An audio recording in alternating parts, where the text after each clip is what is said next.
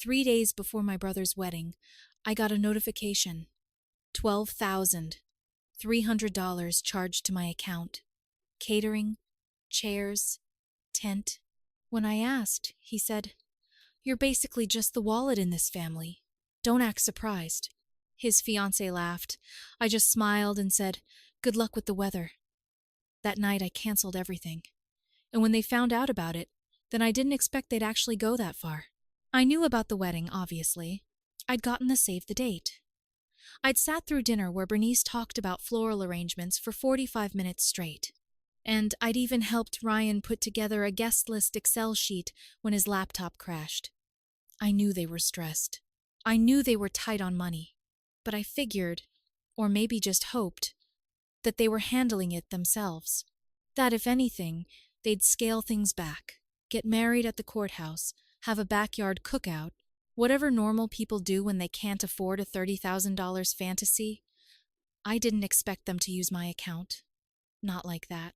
Last year, when my mom had a serious health scare, my dad pushed the idea of a shared emergency fund, something all four of us could access in a pinch. It didn't seem like a huge deal at the time. I set it up as a sub-account linked to mine, with limited funds and transaction limits. They knew the credentials, but I kept it low-key. I didn't think they'd ever abuse it. That was my mistake. That account wasn't meant to be a wedding fund. It was for hospital bills, sudden repairs, maybe someone losing a job. I trusted them with it. So, when I got the notification, $12,300 charged, I thought it was a scam. I was at the grocery store grabbing a few things.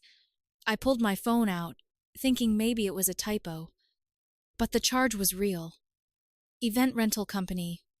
With notes, catering, chairs, tent. I froze in the middle of the produce aisle. I called the bank. It wasn't fraud. Someone had logged in and used the account directly. That's when it clicked. It was Ryan. I didn't text. I didn't call. I drove straight to his place. He opened the door like he'd been expecting me. Bernice was there too, on the couch in a silk robe, drinking from a wine glass and browsing what looked like a wedding seating chart. The vibe was casual. Way too casual. Considering they just stolen 12 grand from me. I asked if they used my account. Ryan said, "Yeah, of course."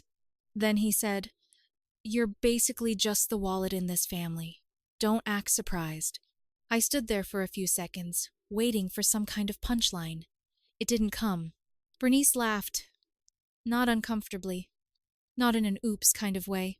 She laughed like I was the dumb one for even questioning it. I smiled. That part was real. It wasn't a nice smile, but it was real. And I said, "Good luck with the weather." That night, I didn't sleep much.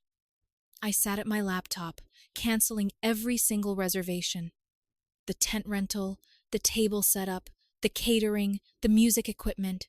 Every item listed in the charge got a call, and every company confirmed, "Yes, we can cancel. Yes, full refund. Yes, we'll let them know." I didn't warn anyone. I just erased the wedding from existence. The next morning, my phone started blowing up. First, it was my mom. A long voicemail saying there was a problem with the bookings. Then another one. Then she started texting in all caps. My dad called 6 times. The 6th one, he just said, "Fix this now." By 10 a.m., Ryan was banging on my door. He didn't even sit down. He said I had to call everyone back and repay them. That they'd already invited people, and if we didn't pay again by the end of the day, the wedding was off. He sounded more panicked than angry, like he couldn't believe I had really gone through with it. I asked him the obvious. Why would you plan a wedding you can't afford? He looked at me like I was the crazy one. He said they assumed I'd take care of it. Because I always do. Because I make the most. Because I don't have kids. Because I'm just the wallet. I told him no. Not this time. I wasn't going to be guilted or dragged into their fantasy life. I reminded him this wasn't a gift. It was theft. He didn't say another word. He just walked out. And that should have been the end of it. But it wasn't. Not even close. By the time I woke up the next morning, my phone was melting. 16 missed calls, 43 text messages. I didn't even look at them at first. I already knew what they were about. My mom had called first, twice, then my dad, then Ryan, then Bernice, even a couple cousins I hadn't spoken to in over a year. The texts started civil, like maybe this was all a misunderstanding. But by message number 10, the tone shifted. I was immature, vindictive, unbelievable.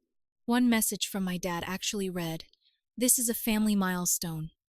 You just burned it to the ground." I poured a coffee and sat down at my laptop. My inbox looked worse than my phone. Subject lines like, urgent tent cancellation, contract reversal, catering, final payment requests. Apparently, Ryan had listed my email as the point of contact on nearly everything. I got messages from the venue coordinator, a DJ named Marco, and even a woman who was supposed to be making chocolate-dipped strawberries, each one asking where their payment went and if the event was still happening. That's when I realized how deep this went. They didn't just swipe a little from the account. They built the entire wedding on it. Every reservation, every down payment, every plan they made was with my money. No intention of asking, no backup plan if I pulled the plug. Just a blind assumption that I'd handle it because I always do. Around noon, my phone rang again. I answered out of curiosity. It was a number I didn't recognize. Daniel's dad. He didn't even introduce himself. He just launched into it. He said he'd heard I jeopardized everything and that it was deeply disappointing to see family act this way. He said Danielle was heartbroken. Her mom was in tears, and guests had already booked hotels and flights. Then he asked me if I understood the financial and emotional damage I'd caused. I told him I understood just fine, and that I hadn't caused anything. I just corrected a theft. He didn't like that. He asked if I had any idea how much weddings cost. I told him that was exactly why they should have figured out how to pay for their own. Then I hung up. At 2:47 p.m., a new group chat was created. Family Wedding Emergency. It was me, my parents, Ryan, Bernice, and to my absolute disbelief, Bernice's parents. My mom wrote, "We need to fix this immediately. This isn't just your brother's day, it's all of ours." I left the chat. I drove to the bank and told them I wanted everything locked. The emergency account closed, all access revoked, all cards shredded. I changed my login, updated my 2FA, even adjusted my email alerts. I went full lockdown. I wasn't going to let them take another cent. Then I remembered the shared credit card my parents used occasionally for groceries and small things, and called to kill that too. It had a $500 limit, but I was done playing the nice guy. I got home to 3 more voicemails, including one from Ryan. His voice was tight, like he was trying not to lose it. He said I needed to call the vendors and reinstate everything. That the only way to save the wedding now was to pay again up front by the end of the day, otherwise everything would be lost. He said I was embarrassing the entire family. I didn't answer. I didn't reply. I sat in silence for a while, just thinking about how they had twisted this. That evening, he showed up at my place. I forgot he still had a spare key. He walked in like he owned the place, pacing back and forth. Said Bernice hadn't stopped crying since the morning, that her parents were furious, that guests were asking questions, that everything was about to fall apart. I didn't say anything. I just let him vent. Finally, I asked the question that had been sitting in my head since the first notification. Why did you think this was okay? He didn't hesitate. He said, "We thought you'd just handle it. You make more than all of us. You don't even have a family. You always take care of stuff. We didn't think you'd say no." There it was.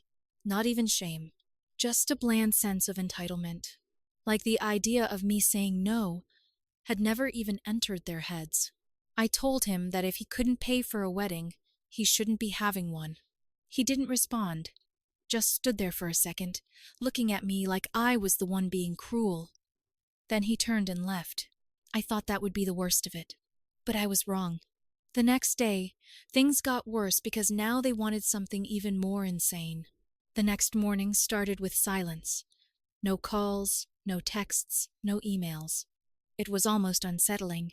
After the last 2 days of full-blown meltdown, I figured they'd finally given up. Maybe they'd realized they went too far. Maybe they were regrouping. I should have known better. At 9:12 a.m., my mom showed up at my place.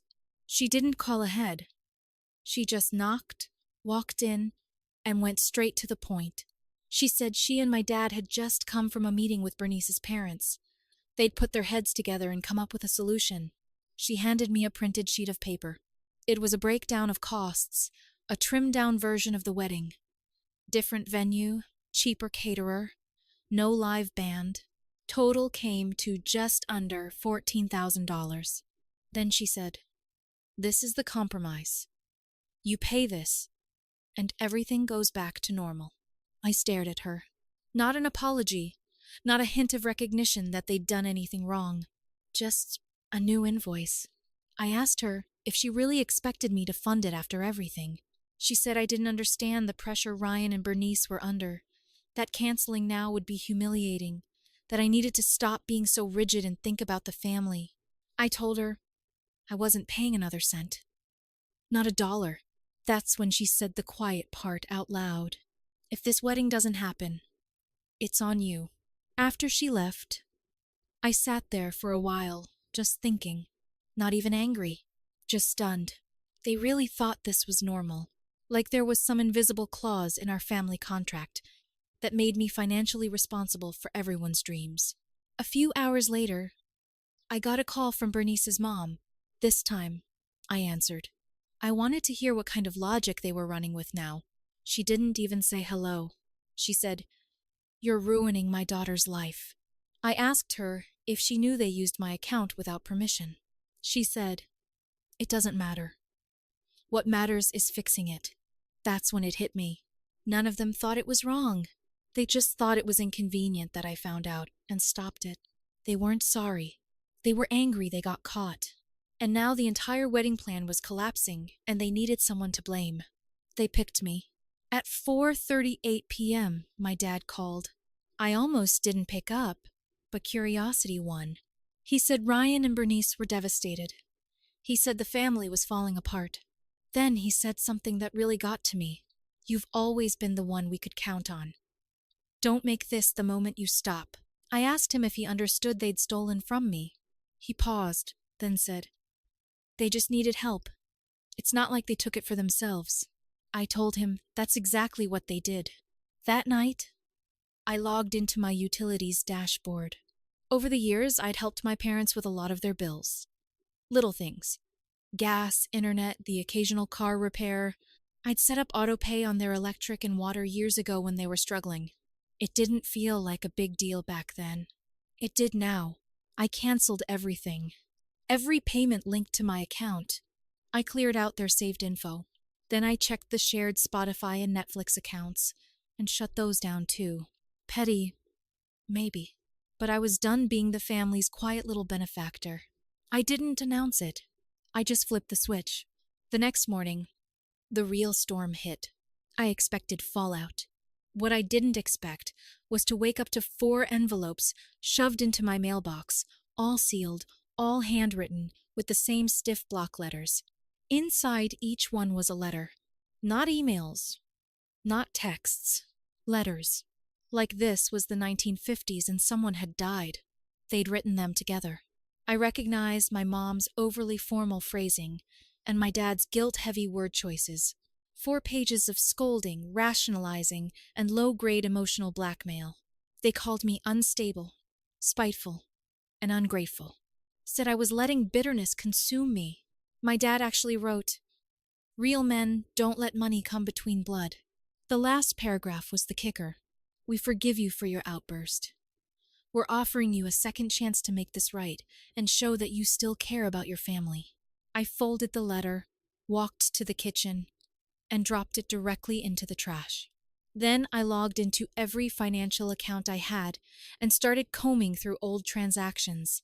That's when I found something I hadn't seen before. A withdrawal from the trust fund my grandmother had left for me and Ryan. It wasn't huge, just under $1,800, but I knew I didn't authorize it. The note said, medical reimbursement. Dated 4 months ago.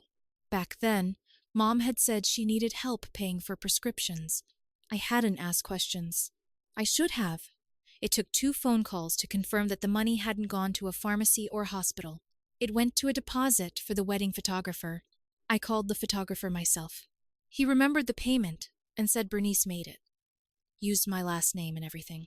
They'd been draining me for months. Quietly, carefully, one lie at a time. I didn't call anyone. I didn't need to. That afternoon, my phone buzzed with a message from our office receptionist. "Hey, there's a woman here asking for you. Says she's your sister-in-law." I walked to the front just in time to see Bernice getting politely escorted out by building security. She saw me. She didn't say a word. Just stared at me like I was some unfeeling monster. I walked away without a word. Everyone at the office pretended not to notice, but I saw the glances. One guy near the break room whispered, "What the hell is going on with Ethan?" That evening, Bernice left a voicemail. She sounded broken, but there was venom under the surface. She said she didn't care about the wedding anymore, said the damage was done. Then she said something that caught me off guard. "We've lost everything. I hope you feel powerful." I didn't. I felt sick. Around 9:30 p.m., Ryan called for the first time in days. He wasn't yelling. He was calm. Too calm. He said they decided to cancel the big wedding. Said they didn't want to drag this out. Then he said, "We're thinking of flying to Greece. Santorini. Something small, romantic, just us. You'd only need to cover the travel and hotel." I asked, "How much?" He said, "About $6,000 should cover everything." I laughed, and I think he took it as a yes. I hung up without another word. The next morning, I found out Bernice had posted something. Her Instagram story was a 3-part saga. First, a picture of her in her wedding dress. Then, a quote slide. "Sometimes the people closest to you are the ones who destroy everything." The third story was a boomerang of her holding a wine glass captioned, "Still going to have my day, even if fake family can't handle it." The comments were everything you'd expect. Crying emojis. "You deserve better." One girl even wrote, "Whoever did this to you deserves to rot." I took a screenshot of everything and texted it to Ryan. I told him if she didn't take it down, I'd start telling people the truth. He didn't reply for 2 hours. When he did, it was one word: coward. That night, I realized something I should have accepted a long time ago. There was no reasoning with him, no line they wouldn't cross, no limit to their self-absorption. They would keep coming until I made it absolutely, undeniably clear. I was done. The next day, I made my final move. I woke up early the next morning and didn't touch my phone. I didn't check messages, didn't open my email, didn't look at any notifications. I already knew what would be waiting. I had other plans. First, I called the trust fund manager and froze all remaining funds with immediate effect. Then, I asked him to file a note that only I could authorize any future withdrawals. No more loopholes. No more favors. It took less than 10 minutes. Then, I did something I'd been avoiding. I met with a lawyer. Not to sue anyone. Not yet, anyway. But to document everything. I gave him every screenshot, every text, the receipts, the account access logs, the wedding invoices, the photographer confirmation, and even Bernice's social media posts, just in case. Because I had a sick feeling this wasn't over, and I wanted to be ready if things went sideways. That afternoon, I did something I hadn't done in years. I called HR. I told them I wanted to officially remove my parents and brother from the emergency contact list. While I was at it, I updated my address and locked down my employee benefit account. I didn't want anyone calling and pretending to be me to get access to anything. By 3 p.m., the messages started again. Ryan first. He sent me a photo of the two of them, standing in front of a travel agency holding brochures for Greece. The caption was, "One last chance to do the right thing, bro." I didn't answer. By 6 p.m., my dad called again. I let it go to voicemail. He said he was deeply disappointed, and that my behavior was so far out of character it bordered on concerning. He said I needed to come over and talk it out. And then, just before hanging up, he slipped in a threat. If you let this wedding fall apart, you'll regret it for the rest of your life. That's when I knew something else was coming. I just didn't know what. At 9:17 p.m., I got an email from my landlord. Apparently, someone had called and claimed there were suspicious activities at my apartment. Anonymous tip. The kind of thing that makes your landlord nervous enough to check security cameras and ask questions. I have no proof it was them, but I don't need it. No one else in my life would go that low that fast. The next day was supposed to be the wedding, or what was left of it. I heard nothing all morning. No message, no updates, no signs of life. Around 2 p.m., my phone rang. It was my cousin Sarah. She was supposed to be at the wedding. I answered. She was whispering, trying not to be heard. She told me guests had started arriving to an empty venue. There was no setup, no chairs, no food, nothing. Bernice's parents were outside yelling at the staff, demanding answers. Ryan wasn't there. Neither was Bernice. Apparently, Bernice had told everyone the wedding was still happening. She kept pretending everything was on track. Never canceled the invitations. Never told anyone the truth. Sarah said some people were furious. One aunt flew in from Colorado. Another cousin drove 6 hours. They booked hotels, taken time off work, bought gifts. And then, mid-chaos, Bernice showed up wearing her wedding dress. Alone. She got out of the car, saw the empty venue, and started screaming at the top of her lungs. Sarah said Bernice actually threw her bouquet at the building's locked doors. The guests watched in silence. Some laughed. Others just walked back to their cars. I asked Sarah if Ryan ever showed up. He didn't. Later that night, I found out why. Because while Bernice was staging a breakdown in a parking lot, Ryan was on a flight. Not to Santorini, to Miami, with one of his co-workers, a girl named Alina. The same girl Bernice accused him of flirting with 6 months ago. Bernice posted a tear-stained selfie to Instagram at 10:04 p.m. Captioned, I was never the problem. Comments flooded in. Sympathy. Outrage. Some people blaming me.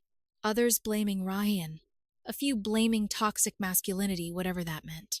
No one knew the truth. Not really. And for the first time, I didn't care.